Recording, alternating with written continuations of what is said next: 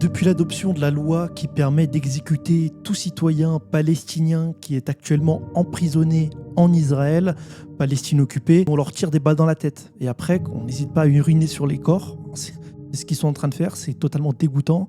Et ça me fait très peur au final, parce que moi, je ressens vraiment en moi une profonde une compassion pour ce qui est en train de leur arriver.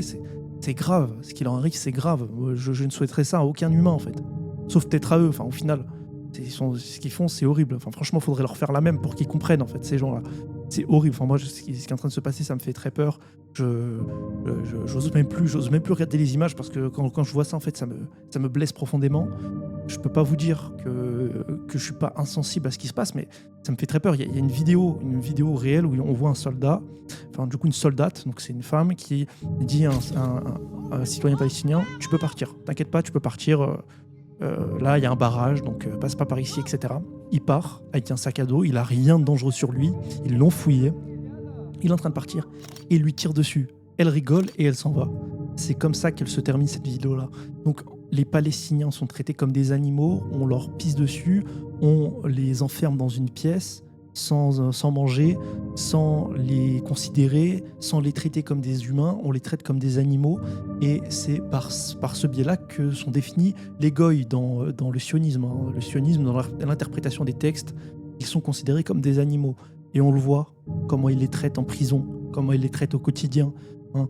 Parce que si vous le savez, en Israël, enfin si vous le savez pas plutôt, en Israël, quand vous êtes là-bas, vous vous faites frapper par un sioniste, vous lui rendez, vous finissez tabassé, humilié, tué, et on vous traîne jusqu'à votre maman. Et après, à votre maman, on lui monte le corps, hein, et on met des tartes au corps, tu vois. T'es par terre, t'es mort, et on te met des tartes devant ta maman.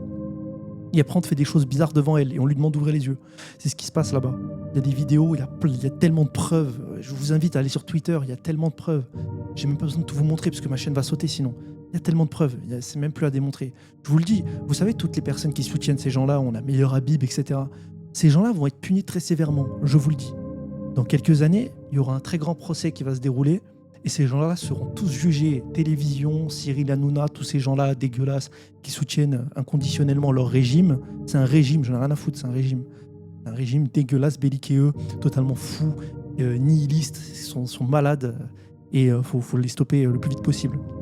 Voilà, moi je suis pour l'arrêt justement de cet état complet, démantèlement complet de ce pays qui n'est pas censé exister. Voilà, je suis pour ce démantèlement complet. La loi Yadan, la personne qui l'a proposée, j'espère que quand ils seront jugés pour des crimes de guerre très graves, ils seront arrêtés.